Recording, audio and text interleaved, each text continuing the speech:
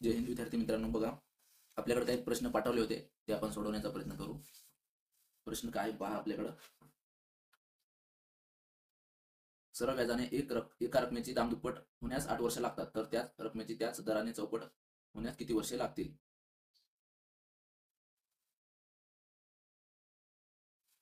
बघा प्रश्न आहे आपल्याकडे असा. सुरुवातीला मुद्दल दिलेलं नाही आपल्याला, आपण मुद्दल ग्राह्य धरू. मुद्दल 100 रुपये असेल. मग आता ती दामदुप्पट होण्यास दामदुप्पट म्हणजे मुद्दला एवढे व्याज मिळणे.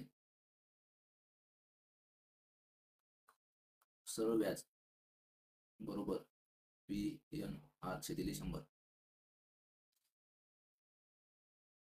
मग बघा इथं दामदुप्पट म्हणजे मुद्दल 100 आहे, ती रक्कम 200 होईल. पण हे 200 म्हणजेच रास आहे, त्याच्यामध्ये मुद्दल प्लस व्याज आहे, म्हणून याच्यातून जर आपण मुद्दल वजा केलं तर हा व्याज राहील. आणि इकडं मुद्दल आपलं 100 रुपये होतं आणि वर्ष दिलेले आपल्याला सुरुवातीला 8 वर्ष, आणि अगोदर आपल्याला दर काढायचा आहे.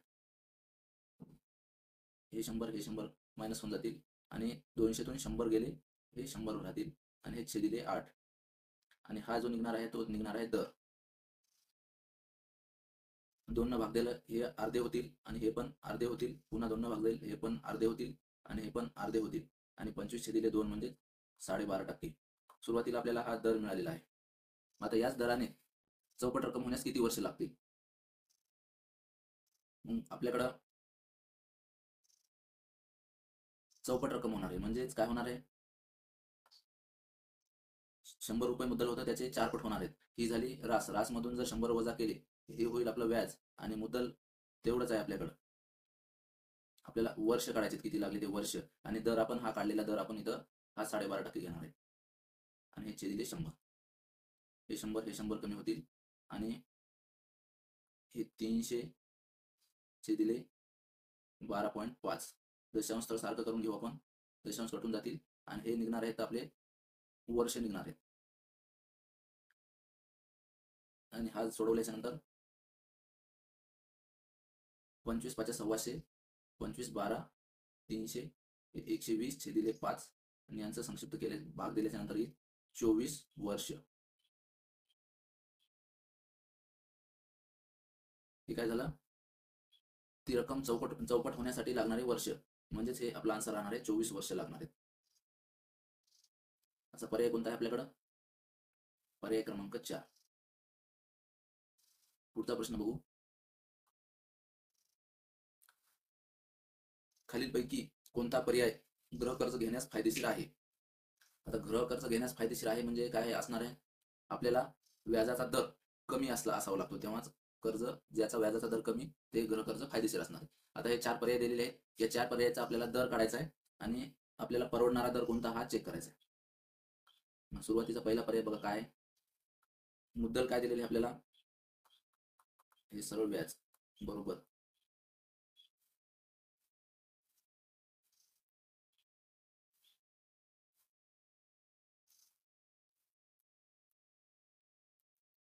छेदिले 100. आपल्याला सरळ व्याज दिलेला आहे 60 रुपये, मुद्दल दिलेला आहे 250 रुपये, आणि मुदत दिलेली आहे 1.5 वर्ष, आणि आपल्याला इथं दर काढायचा आहे.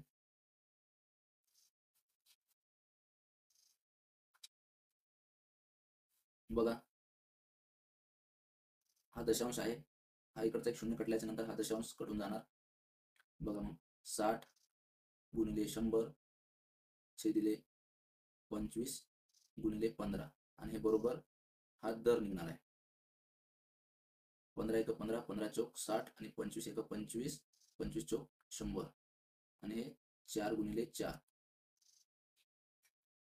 4 चौक 16, 16% दर भेटणार आहे आपल्याला. म्हणजे याचा दर भेटलेला आहे आपल्याला पहिल्या पर्यायाचा 16%. असे आपल्याला सर्व पर्याय चेक करायचे. दुसरा पर्याय चेक करू आपण. दुसरा पर्याय आहे 700 रुपये मुद्दलाचे 2 वर्षाच्या मुदतीत 133 रुपये सरळ व्याज होते. आता सरळ व्याज किती आहे, 133, मुद्दल किती आहे 700, मुदत आहे 2 वर्षाची, इथं पण आपल्याला दर काढायचा आहे. हे 2 शून्य कटून जातील, 133 भागिले 7 2 14, आणि हा आपला इकडं दर निघणार आहे 133 ला जर 14 भागितलं, किंवा असं करा, सोपं जाईल तुम्हाला. आधी अगोदर गुणाकार नका करू, अगोदर 7 गुणिले 2 असं ठेवा. 7 न भाग द्या. 7 1 7, 6 उरले आणि 7 9 63 आणि हे 2, म्हणजे 19 चे अर्धे होतील 9.5%. हा झाला दुसऱ्या पर्यायाचा दर. हा किती येणार आहे? 9.5%. तिसरा पर्याय चेक करू आपण आता. तिसऱ्या पर्यायामध्ये काय आहे? आता 70 रुपये मुद्दलाचे 5 वर्ष मुदत, हे 5 वर्ष एक्स्ट्रा आलेले आहेत याच्यामध्ये पण हे. मग आता पहा, सरळ व्याज किती आहे? 28. सरळ व्याज होईल 28. मुदल आहे 70 रुपये, मुदत आहे 5 वर्षाची आणि दर काढायचा आहे आपल्याला. हा शून्य कटला, हा शून्य कटला, 5 1 5, 5 2 10. आता इकडं होईल 28 गुणिले 2 छेदिले 7, आणि हा निघणार आहे आपला दर. 7 1 7, 7 चौक 28 आणि इथं 7 2 14. हा 14% दर निघला तिसरा पर्यायाचा. 14%. आता चौथा पर्याय आपण चेक करू. 500 रुपये मुद्दलाचे 2 वर्ष मुदतीचे 74 रुपये सरळ व्याज मिळते. मग सरळ व्याज मिळाले 74, मुद्दल आहे 500, वर्षे 2 वर्ष आहेत आणि दर काढायचे आपल्याला. हा छेदिले 100. हा हे 2 गेले, हे 2 गेले, आणि 74 छेदिले 5 गुणिले 2 हा निघणार आहे दर. 74 छेदिले 5 2 10 बरोबर 7.4%. आता बघा, फायदेशीर दर विचारला आपल्याला, म्हणजेच काय? सर्वात कमी दर, म्हणजे पर्याय क्रमांक चौथ्याचा आपल्याला दर आलेला आहे 7.4%. म्हणजेच सर्वात कमी व्याजदर हा आपला पर्याय क्रमांक 4 चा आहे. आणि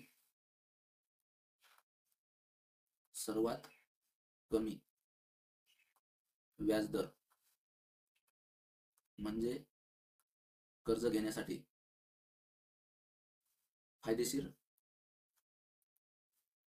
फायदेशीर असणार. म्हणून आन्सर आपला आहे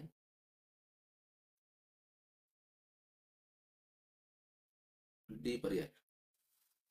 डी पर्याय कोणता आहे? हा, पहिला व्याजदर आला आपला 16%, दुसरा आला 9.5%, तिसरा आला 14% आणि चौथा 7.4%. म्हणजेच सर्वात कमी व्याजदर म्हणजे गृहकर्ज घेण्यासाठी फायदेशीर पर्याय. पुढचा प्रश्न बघू.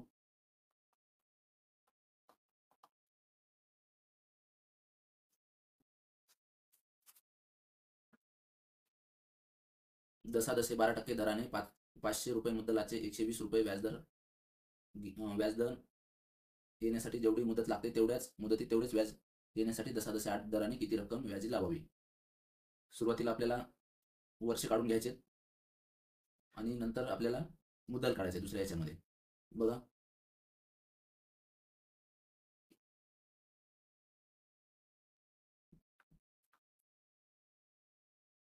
दशादशे 12% दराने 500 रुपये मुद्दलाचे 120 रुपये व्याज जेवढ्या मुदतीत येते. सुरुवातीला आपल्याला मुदत काढायची. व्याज दिलेलं आहे आपल्याला 120 रुपये,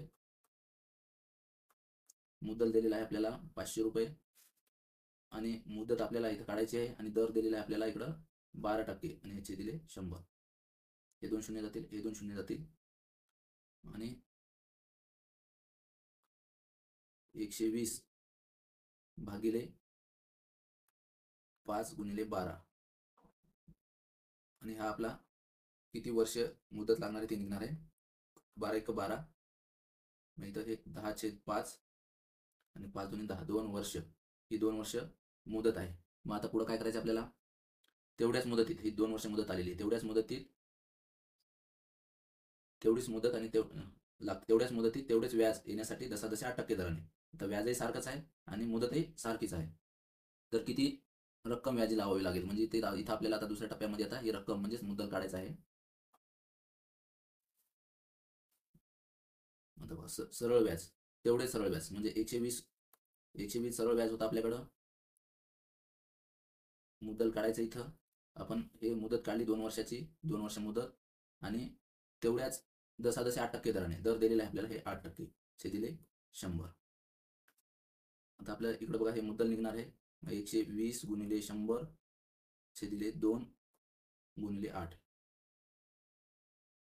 हे जर सोडवलं आपण तर आपल्याला हे 750 रुपये, 50 रुपये आपल्याला काय मिळणार आहे, मुदल मिळणार आहे. एवढी रक्कम आपल्याला ही व्याजी लावावी लागणार आहे.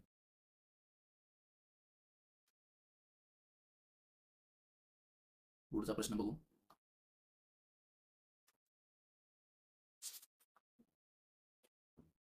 दसादसे 12.5% दराने एका रकमेची किती महिन्यात दुप्पट पैसे होतील. आता दामदुप्पट होणे म्हणजे काय, मुद्दल एवढे व्याज मिळणे असं आहे आपल्याकडं. मग हे सरळ व्याज बरोबर मुद्दल मुदत आणि हा दर छेदिले 100.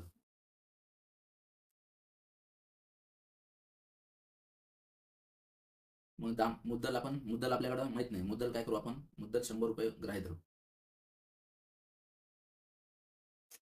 हे जे मुद्दल आहे 100 रुपये आपण मानू. मुद्दल आपल्याला दिलेलं नाही तर 100 आपण आहे असं समजू. मग दाम दुप्पट होणार आहे म्हणजे ती रक्कम काय होणार आहे, मुद्दलाच्या दुप्पट होणार आहे म्हणजे 200. पण ही रास असणार आहे आणि त्या राशीमधून जर आपण मुद्दल वजा केलं तर व्याज मिळणार आहे. म्हणजे सरळ व्याज आपल्याला 200 वजा 100 असं मिळणार आहे. आणि ती आपण रक्कम घेतलेली होती 100 आणि आपल्याला महिने काढायचे. महिने म्हणजे आपल्याला इथं काय करावं लागेल, n छेदिले हे 12. वर्ष घ्यायचं असेल तर 12 करायचं काम नव्हतं आपल्याला, पण आपल्याला महिन्यात काढायचे म्हणून त्याला एका वर्षाचे महिने 12 हे छेदात टाकावं लागतील. आणि इकडं दर दिलेला आहे आपल्याला 12.5% आहे. आता हे सोडून घेऊ. यांची वजाबाकी येईल 100,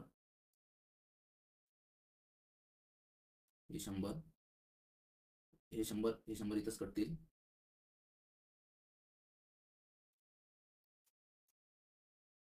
ही वजाबाकी 100 आली, हे 100 कटले आणि इकडं अंशात हे 12 येतील आणि छेदामध्ये 12.5 आणि हे आपल्याला लागणारे महिने येणार आहेत. यांची किंमत आपल्याला इथं महिन्यामध्ये दिलेली आहे. हे महिने निघणार आहेत. हे दशांश तळ सारखं करून घ्या आणि भाग द्या. 25 5 सव्वाशे, 25 चौक 100, 5 1 5, 5 2 10, 2 उरले आणि 5 चौक 20 आणि इथं 4 गुणिले 24 आणि तेच महिने निघणार आहेत. n बरोबर 4 गुणिले 24 हे 96 महिने आणि हेच आपलं उत्तर राहणार आहे. असा पर्याय कोणता आहे आपल्याकडे बघा, 96 महिने, पर्याय क्रमांक 1 हे उत्तर असेल. चला पुढचा प्रश्न बघू आपण.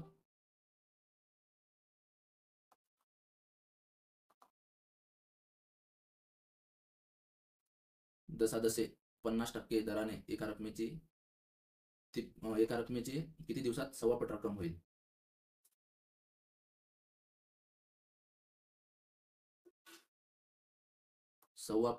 सव्वापट म्हणजे काय, एक पूर्ण अधिक पाव.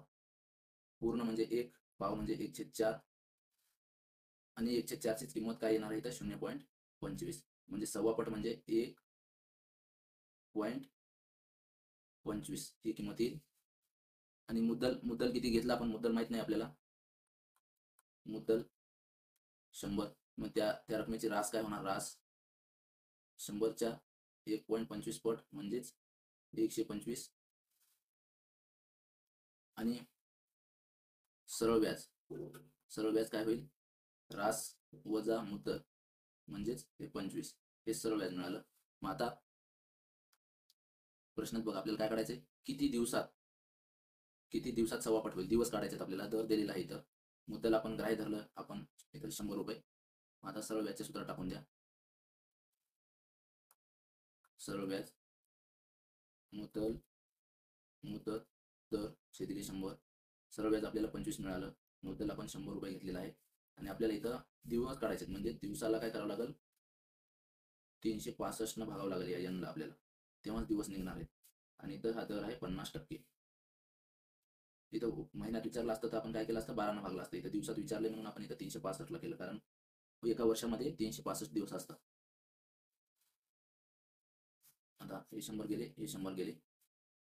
मग आपल्या इकडं लागणारे दिवस निघणार आहेत, हे 25 गुणिले 365 आणि भागिले 50. 50 1 50, 50 25 1 25, 25 दोन्ही 50 आणि 365 भागिले 2. 365 भागिले 2 आपल्याला काय निघणार आहे इथं, 182.5 आणि हे दिवस निघणार आहे आणि हेच आपलं उत्तर राहणार आहे. असा पर्याय कोणता आहे आपल्याकडं? पर्याय क्रमांक बी. पुढचा प्रश्न बघू. सरळ व्याजाने एका मुद्दलाची 5 वर्षात दामदुप्पट होते, तर त्याच दराने मुद्दलाच्या तिप्पट होण्यास किती वर्ष लागतील? अगोदर काय करायचे? दामदुप्पट होते तर त्याच्यानुसार मुदत दिली, आपल्याला अगोदर दर काढावा लागेल आणि काढले दर नंतर वर्ष काढायचे आपल्याला.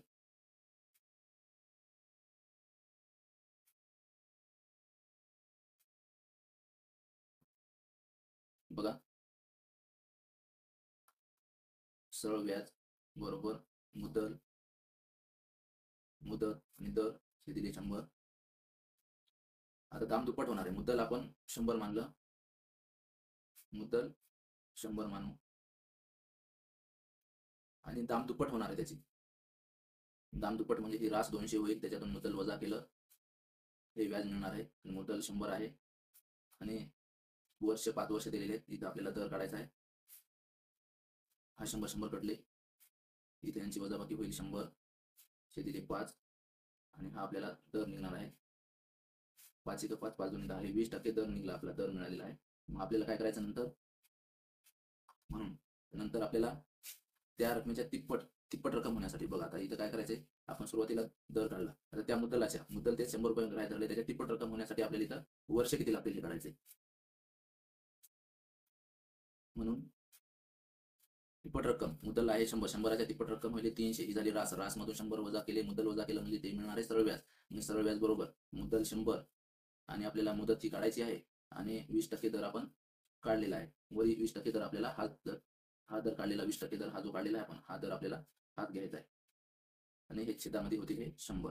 हे 100 कटतील आणि इकडं हे वजाबाकी होईल 200 भागिले 20 आणि हे निघणार आहे इथं एन म्हणजे वर्ष निघणार आहे. ते 20 1 20 आणि इथं आले हे 10 वर्ष आणि हेच आपलं उत्तर राहणार आहे. असा 10 वर्षाचा पर्याय कोणता आहे आपल्याकडं? पर्याय क्रमांक सी. पुढचा प्रश्न बघू आपण.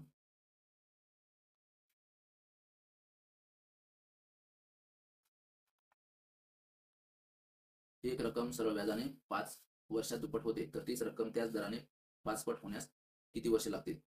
हे पण गणित 2 टप्प्यात सोडायचे आपल्याला. बघा, एक रक्कम, आता मुद्दल आपल्याला दिलं नाही, मुद्दल हे आपण 100 मानू. मग 5 वर्षात दुप्पट होते. दुप्पट होते म्हणजे काय होते? ती रास होणार आहे तिची दुप्पट. रास मधून मुद्दल वजा केलं, हे व्याज मिळत सरळ व्याज आणि ही मुद्दल होती आपली 100. मुदत आहे 5 वर्षाची, दर काढायचा आहे आपल्याला. हे दिले 100, हे 100 कटले आणि इकडे दर बरोबर यांची वजाबाकी येईल 100 आणि छेदामध्ये 5 येतील आणि 5 2 10. हा पण दर येईल 20%. मग सुरुवातीला त्याच दराने तीच रक्कम 5 पट होण्यासाठी किती वर्षे लागतील? आता ती रक्कम 5 पट होण्यासाठी म्हणून 5 पट, मुद्दल 100 होतं, 5 पट म्हणजे 500. 500तून मुद्दल वजा गेलं, हा व्याज मिळणार आहे सरळ व्याज आणि तीच रक्कम 100 आहे आणि आपल्याला किती वर्ष काढायचंय आणि हा इकडं दर आपण वर काढलेला आहे 20% छेदिले 100. हा 100 कटले, मग हे 400 छेदिले 20 आणि हे आपले वर्ष निघणार आहे. तर 20 2 40 हा 0 म्हणजेच इथं 20 वर्ष आणि हेच आपलं उत्तर राहणार आहे. बघा, एक असं दामदुपटीच्या प्रश्नात एक महत्वाची माहिती काय असते? दुप्पट, 3 पट, 4 पट, 5 पट जे काही असेल, ती रक्कम अगोदर रास होत असते. ते 5 पट 10 पट जे काय असते ते, आणि त्या रास म्हणजे काय? हे मुद्दल अधिक व्याज हे रास निघणार आहे. आणि जर सरळ व्याज काढायचं असेल, सरळ व्याज काढायचं तर काय होईल? रास वजा मुद्दल. या गोष्टी आपल्याला, या 2 गोष्टी महत्वाच्या माहित पाहिजे, याच्यावरून असे प्रश्न सोडवता येतात. बघा, ठीक आहे, थांबू आपण आज इथंच. तुमच्याकडे काही प्रश्न असतील तर वर आपला व्हॉट्सअप नंबर आहे दिलेला, व्हॉट्सअप नंबर घ्या. हा नंबर 90 49 49 58 28. हे आपल्या नंबरला तुम्ही क्वेश्चन तुमचे पाठवू शकता. धन्यवाद. जय हिंद.